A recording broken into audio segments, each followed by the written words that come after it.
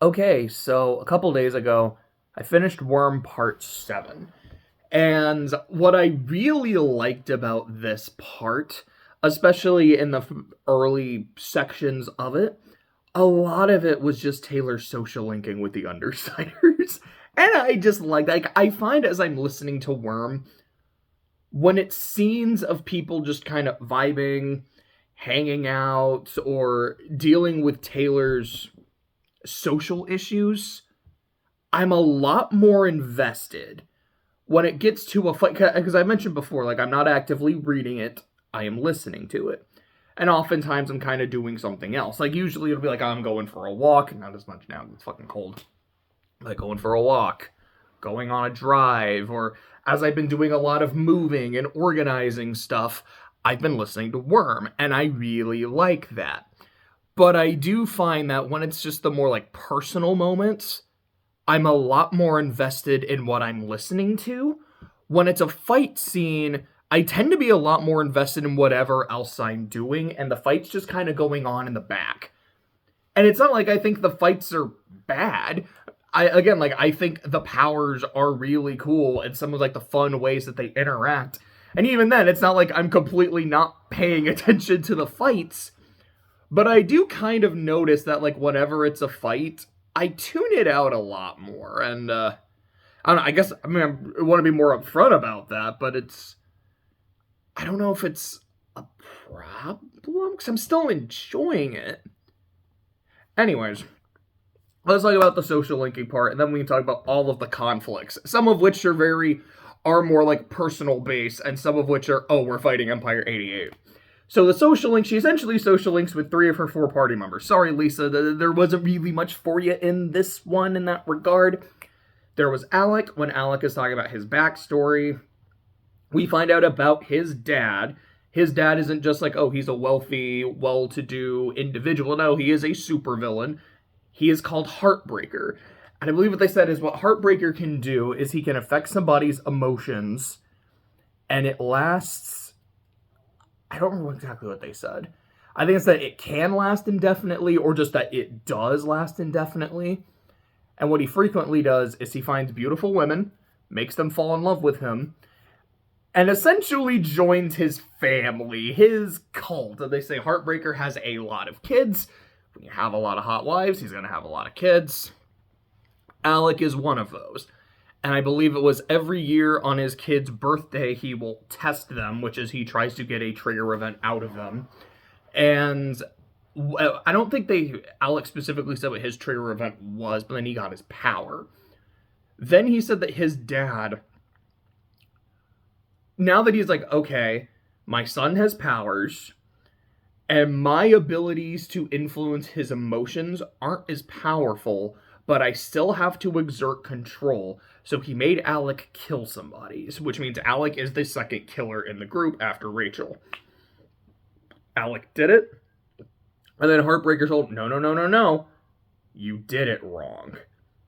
You're going to do it again, and we're going to make sure you do it right. And after that, Alec left the family.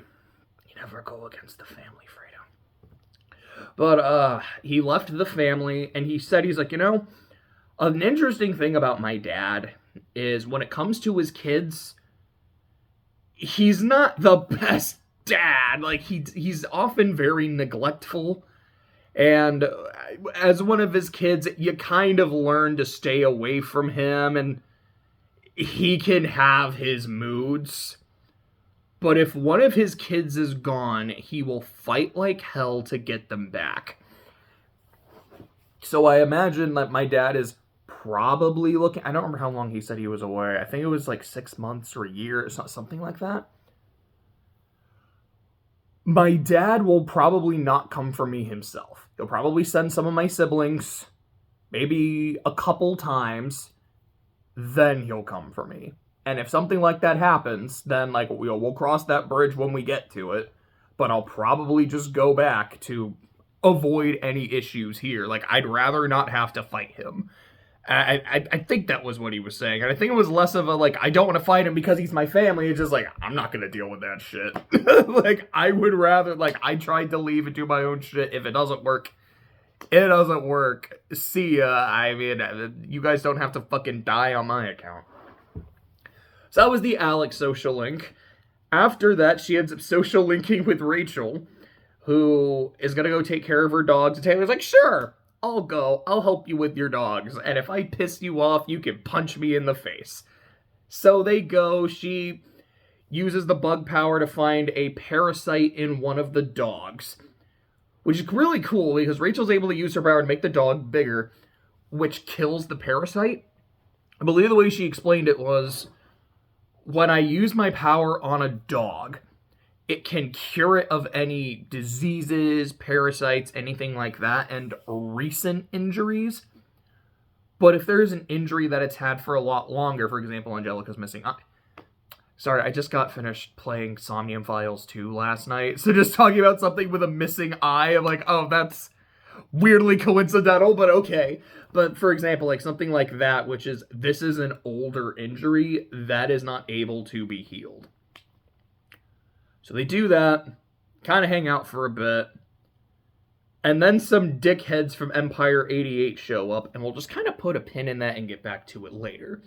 The other social link is with Brian, because some shit goes down related to that pin in the wall. I think I put the pin over there. I don't know why I put it over there. Related to the pin, and they're like, okay, this is what we're going to do. Lisa, Rachel, and Alec, you three stay together. Brian and Taylor will go off separately because we don't want everyone together, so that way, you know, we can try to move easier, you know, stealth a little bit better. And like, we don't want all the smart people all together, which is why Lisa's with you all for all intents and purposes. And it's like, we also want to kind of split up the fire, you know, blah, blah, blah, blah, like making strategic decisions. While the two of them are hanging out, they're taking the bus, and Taylor recognizes Sophia, one of her school bullies, get on the bus, which makes her very tense, very upset, and she notices Brian looking at Sophia, she notices Sophia looking at Brian, and then she's like, you know what? I'm going to do what's called a pro gamer move. I am going to make sure that Brian knows that I'm interested. Because she does talk about, she has a conversation with Rachel about that. It's like, you like him, don't you? Well, if I lie to Rachel, that'll just make her more mad, and she could probably tell that I'm lying. Yeah, I do. Do you like him? And Rachel, from what I remember, just kind of stares at her. Just tell him that you want to fuck him. Like, I love fucking Rachel, how blunt she is. It's like, I think she is such an entertaining character. She's fantastic. So she's like, okay, I'm going to make sure that Brian knows that I'm interested. Also, Sophia's a piece of shit, and if I can show her up just a little bit, I will take it. So she kisses Brian on the, she's like, hey, follow my lead. This is going to be weird. I will answer your questions later. All right, I got you. So they kiss. And then afterwards, like, Sophia's looking at her. Like, she looked at me, and I looked at her. And she looked at me, and I looked at her. And they have a thing, and then, excuse me, as she talks to Brian later, Brian says, look, Taylor, I view you, like, she gets the friend zone. Like, I see you as a friend. I see you as like a little sister that I need to protect. If I have done anything that you think was like to lead you on, I am so sorry. That was never my intent. Like, maybe I'll try to be more mindful of our relationship in the future because I don't want to give you any false ideas. You are my friend. You are my teammate. I'm sorry I don't reciprocate those feelings, which makes Taylor really, really sad. And then, when more Empire 88 shit happens, Brian is the one saying, he's like, look, I know there's going to be innocent people caught in the middle of this, but it's not our business. And for me, the most important thing to me is taking care of my family, taking care of Aisha. The second most important thing to me is taking care of my group. I don't want to throw my group into the middle of a conflict, if we don't need to be there. If there's supervillains doing shit and calling us out, Well, no, I mean, it's after that Kit called out where he's like, okay, now we're actually getting involved in this, so we kind of have to. But until that, it's like, why don't we do something to stop these assholes? Why should we do anything to stop these assholes? They're not directly fucking with us. That's what the capes are like. That's what the protectorate is for. That's what the wards are for. There are people who are actively doing this. There's kind of no sense for us to get involved. Sure, our boss was the one who did it, but he didn't even tell us he was doing it. Like, this is literally not our fault in any way, shape, or form. Why would we get involved here? And I did kind of notice, it's like, yeah, Taylor is not having this philosophical and ethical issue with Brian until after she gets rejected. And again, that might just be like, that's just the way the events rolled. It's completely understandable. But for me, it almost comes across as, oh, he doesn't like me. I've been rejected. Well, now I have to be mad at him. And it's like, I get it. Like I said, I think it makes sense in context, but I can't help but see it as, it almost comes across as Taylor, like, throwing a fit at him. I think the fit she throws with the group later is perfectly justified in the context, and I will get to that in a second. I guess that's the pin that'll be over here. Here's Empire 88. Here's the other big thing. And I think that's a good enough transition, because that's basically the social link with Brian is they get into kind of a mini fight, and afterwards Taylor's like, you know what, like, you're still my friend, you're still my teammate. I feel like I respect him a little less now, because he's not as moral as I maybe thought he was. It was like, I mean, kiddo, he's a supervillain. Like, I don't think he's wrong in that situation to say, I don't want to stick my neck out when that's literally the job of other people. And I don't want to get involved in that. Because you know what the last thing I want to do is, I don't want to get involved in a fight between supervillains with nothing to lose and superheroes who want to arrest us. Because either they are going to start hurting us, and unless we are specifically involved in the conflict, why would we take any risk? So then getting on to these conflicts. First and foremost, it's an internal conflict amongst the Undersiders of, alright, do we accept Coyle's deal or not? Taylor's in, Brian's in, Alex in, Lisa's in, and Rachel's like, I just don't fucking trust him. I don't want to do it. And we just specifically said we would have to come to be unanimous and not just a majority. So we're not going to do it. That's it. Fuck off. Just classic Rachel. Then take the pin out of the wall when Taylor goes to hang out with Rachel for a bit. Some dickheads from Empire 88 show up to Rachel's door and talk about, like, hey, number one, your dogs have been making a lot of noise, and that's really fucking annoying. Which, you know what? Fair. I live with dogs that make a lot of noise that I find very annoying. I think, like, we let one of... I don't think it was last night. I think it was the night... So, like, Saturday. I remember they were let out relatively late and immediately just started barking, and I got, like, secondhand embarrassment. I was like, I really hope she did not just wake anybody up. Like, that's so shitty. I'm not mad that we let the dog out. Like, you gotta do what you gotta do. But the fact that she, like clockwork, immediately will just start barking at nothing gets me so annoyed. Anyways, point. So them saying, hey, your dogs are annoying. We don't like that. Fair. Then they talk about how we know there's conflict between our groups because of the dogfighting shit you did to Hookwolf. So while we're under a truce, we don't like you. To which Rachel and Taylor says, like, well, I mean, Kaiser said not to fuck with us, so why are you fucking with us? Well, we can make an argument that you guys started it because the dogs are super loud and super annoying, and other people in the neighborhood, neutral party, I don't know if they said they were neutral parties or not, but other parties will attest to how annoying your dogs are. So we can make an argument that we didn't even start it. We're like, okay, now you guys are just being antagonists. Now you're just being assholes. Then they pull the gun out. It's like, yeah, we've been talking about what we should do about it. Maybe we can just dip some hot dogs in antifreeze and throw them over the fence, and that'll shut the dogs up. And there was a kid.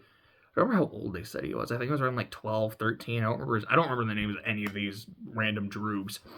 Pulls out a gun and aims it at Rachel. So Taylor, who doesn't have her mask with her, just gets a bunch of bugs like around her face and kind of the shape of her mask. I was like, that's fucking cool, actually. I thought that was neat. And then the dude starts shooting at Taylor, is not able to actually get her, and they scare him off. I don't remember if she actually threw the bugs and fucked with him. I think she did. But they also just kind of scared them off, and they're like, well, the Empire never forgets. Some shit like that. I don't know. Then they ran off. And that was that conflict. While it was going on, Taylor just kind of messages everybody. It's like, hey, shit's going down. Could someone come over, please? And Brian's like, I got you. So Brian ends up showing up after all of that happened. They never hear from Lisa or Alec. So I believe it is after that, they go back to the hideout. And Lisa's there on her laptop. Alec's watching TV. And Brian's like, why the fuck did neither of you two show up or answer your phone? To which Lisa's response is, I'm in the middle of something. I will talk to you in a second. And then when she talks to them, it's like, look, I was in the middle of something. I was indisposed.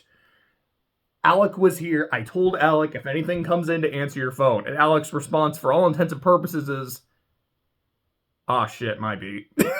It's like, bro, I didn't even hear it. I just didn't look. My bad.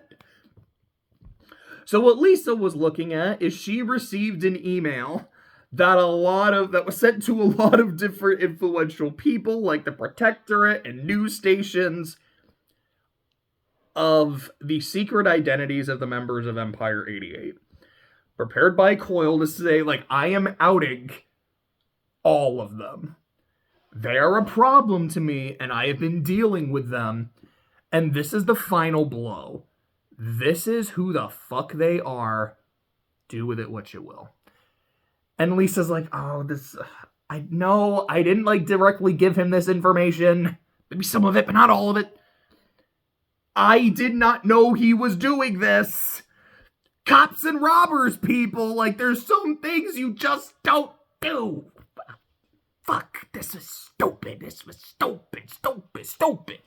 And Taylor looks at this and goes, oh my god, he just outed like a whole, like, fucking tribe of neo-Nazis with superpowers that now have nothing to lose. This is fucking stupid. And they have an idea of how Lisa's power works, so they think that we did it and we're involved in this, and we're fucked! So that's when they immediately like, we have to split up, prepare for the inevitable, and then the Sophia stuff happens. So we'll talk about that, there's going to be that pin. Essentially what happens is after she kisses Brian, she goes into a bookstore it was a book on dog psychology, so she could try to deepen the social link with Rachel, which I really like. Sophia walks in, starts beating the shit out of her. Apparently she had told the store owner, hey, that person stole something from me, don't say anything. And just like beating the shit out of Taylor. And Taylor's trying to fight back, but she's not really able to do so. She's like, if I use my powers or a fucking knife, things are going to look way worse for me. So let me do what I can, but it's not much because this is someone who's just stronger than me. With Sophia, for all intents and purposes, telling her, the thing is, Taylor, you are a literal waste of space and oxygen. No one likes you. You amount to nothing. You exist for nothing more than my own satisfaction. Like, the fact that we, the elite, the better people, take time out of our day to acknowledge you, you should be happy. The fact we treat you like shit because it makes our lives a little bit better, our lives a little bit easier. And the fact that even as a waste of space, you take offense to that just pisses me off. I'm like, oh, you're a fucking cunt. There is nothing interesting about you. There is nothing at all likable about you. And like I've kind of said, the more I listen to Worm, the more I doubt that there's anything interesting going on with Emma. Just because, like, I feel like there's all these opportunities for a situation to be a little more gray, or for this person to be like, maybe Taylor sees them a certain way, but there's more going on behind the scenes because people aren't just black and white. Like, there can be some complexities here. And then almost every time it's like, no, yeah, Mr. Gladly was just ignoring you and not trying to be a good teacher and like going to the principal with the information he had. He's just a piece of shit. Sophie, yeah, she's just an irredeemable, horrible person, and that's it. Arms Master, no, there wasn't anything really. It wasn't like he was genuinely trying to present Taylor with, here are your two options and the pros and cons of both. It was just, I want the fucking credit, so, please give me the fucking credit. I'm like, I am starting to genuinely doubt that this story wants to do something interesting with Emma. And maybe that's the case. Maybe it is just like, no, she went through puberty, got boobs, and said, yeah, the Taylor's worthless. I want to treat her like shit. Which, like, that's just not interesting. Is it realistic? Maybe. But I as I'm reading it and I'm listening to it, I'm like, this feels so, with Emma, it feels so personal. It's so bitter. There has to be something. I don't want to say that I feel like the story is incapable of doing that. But it feels like the story just doesn't want to. Maybe it'll do so later. I really hope it does. But it kind of bothers me a little bit. And again, even kind of like the thing with Brian, it's not like Taylor is in a position where she starts to kind of question Brian's morals while they're still friends and she's still interested in him. It is specifically after she gets rejected. Then she's like, maybe he's not a good person. I don't know. It just kind of rubs me the wrong way a little bit. It's not like I think the story is bad. It's not like I feel like I'm going to stop reading. I'm like, this is, for a story that feels like its major theme is, the road to hell is paved with good intentions. Like, good people can do bad things and, like, moral quandaries and shit. There's situations where I feel like, ooh, we could have something interesting here. Maybe you wouldn't fully sympathize with some of these people. Like, do I want to sympathize with these bullies? No, they're fucking awful in what they do. But I want to understand. I want to at least be presented with the, that's kind of interesting. It might not mean I sympathize with them or that I agree with them in any kind of way, but I want to be presented with that. And it just feels like the story doesn't want to do that. I can only hope as it goes on, it actually starts doing shit like that, but we'll see. So that happens. Then they watch a news report of the Empire 88 supervillains, now that they have nothing to lose, going on a rampage. Notably Purity, because her little baby Aster, which we know about from that one interlude, is now like, I'm gonna get my fucking child back. And I feel like, with everything I was just saying, this is kind of one of the few exceptions, is we see with Purity, here is someone who genuinely loves her baby, and seems that, like, well, there's maybe a bit of a frayed, or AI, like maybe a bit of a frayed relationship with her son, Theodore. I think his name was Theodore. It was Theo, I think. Anyways, kind of a frayed relationship with her son. There is still love there, and a genuine love for her child. Also a neo-Nazi. I'm like, see, this is the kind of shit I wanted. You're an awful fucking person, but also maybe a good mom. Like, it's kind of the stuff I want to see here. And she's like, look, you took the thing that most, like, mattered to me, so now I have nothing to lose.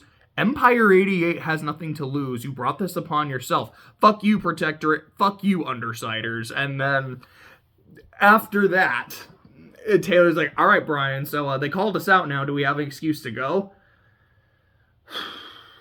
yeah, now we kind of have to. So they get attacked by Hook Wolf, whose power is he can like turn parts of his body metal and like reinforce it. And it was kind of fucking cool. And what was it? Storm Tiger, who I think has enhanced senses and also can like a little bit of aerokinesis. Like they talk about how like his claws are made of compressed air. Like that's fucking sick. Oh, I don't remember what her name was. Cricket, I think. There seemed to be something with like enhanced senses, and she has these like radar pulses, and she fights with sickles, and I thought that was kind of neat.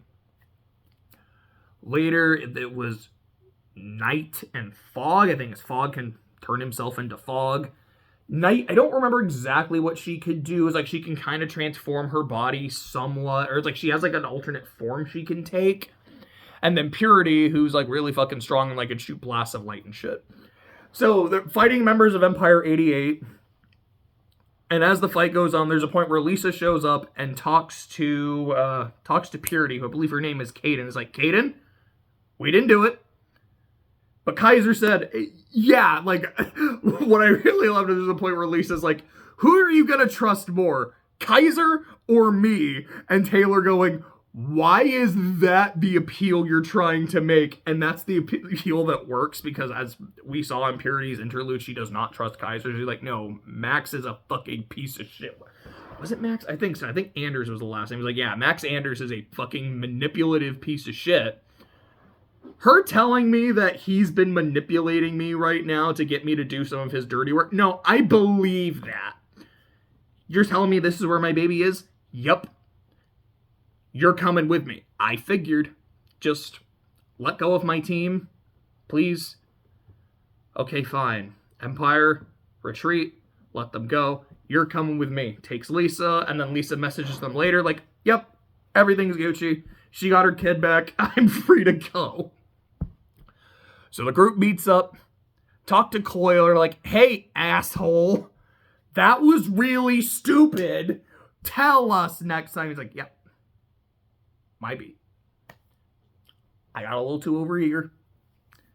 Did something that I still think is a good idea. I probably should have talked to y'all. Probably should have worked shit out.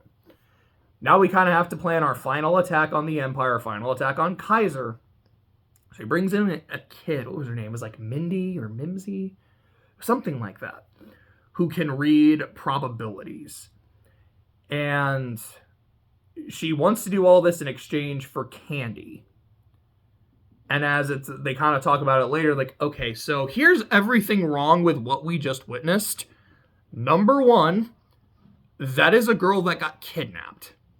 She got kidnapped the night we robbed the bank, which means Coyle did not want us to rob the bank just for those extra documents, and he didn't want us to do it because he thought it would, like, establish our reputation. He did it so we'd be a fucking decoy so we could kidnap somebody.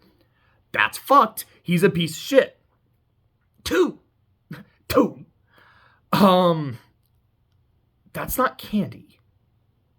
He has that little girl addicted to drugs. He kidnapped her and now has her strung out and addicted. We cannot... That pen is like, we cannot work for someone like this.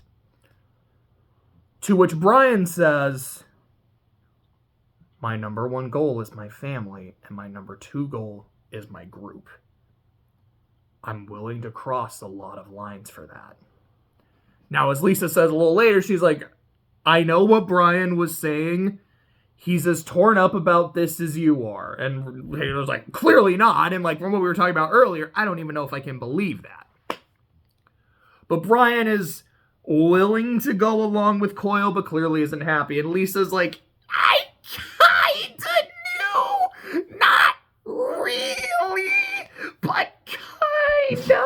And I'm not happy about it, but it kinda is what it is, and we're kinda too far deep to go away from it, but it's icky. And Alex like, I don't fucking care. Like, dude, I've seen shit worse than this with my dad. This is normal. Like, this is what a supervillain group does, is what it is. And then Rachel's like, I mean, yeah, it's kind of fucked up. Even Rachel thought it was fucked.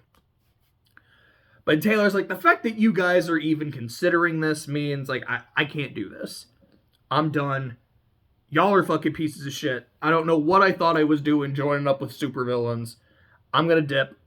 So she goes to the hideout to pack her shit, and then Lisa shows up and she's like, okay, we still really like you. Just make sure you're safe. I will not say goodbye. I will say see you later.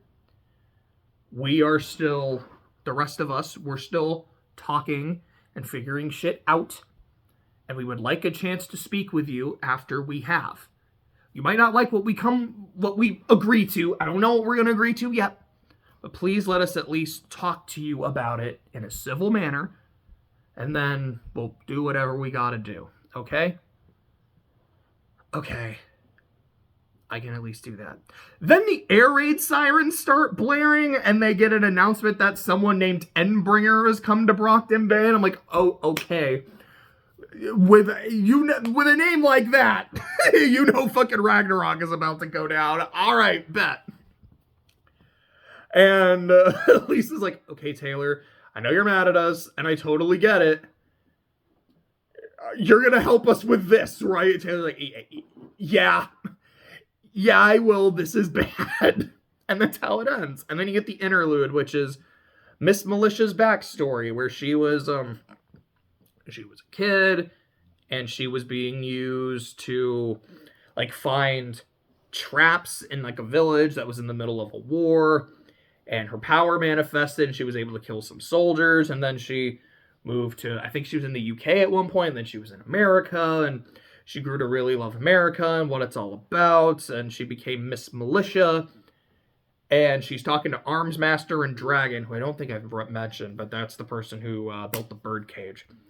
They have a conversation about how Armsmaster is getting demoted, and he's being moved from Brockton Bay to Chicago, and Miss Militia is now beginning to become the leader, and talking about the different politicking and how we gotta exchange some of our wards with Boston, and like, how do we do this but still try to keep our power and our influence and our blah blah blah blah. And then they find out about Endbringer, and Armsmaster goes, ooh, we get shit to do, baby. And like, that's how it ends. So yeah, like I said, I think part 7 is good. I did like it. We'll see what the fucking Endbringer is. I know it's not gonna be good, but it might be a lot of fun.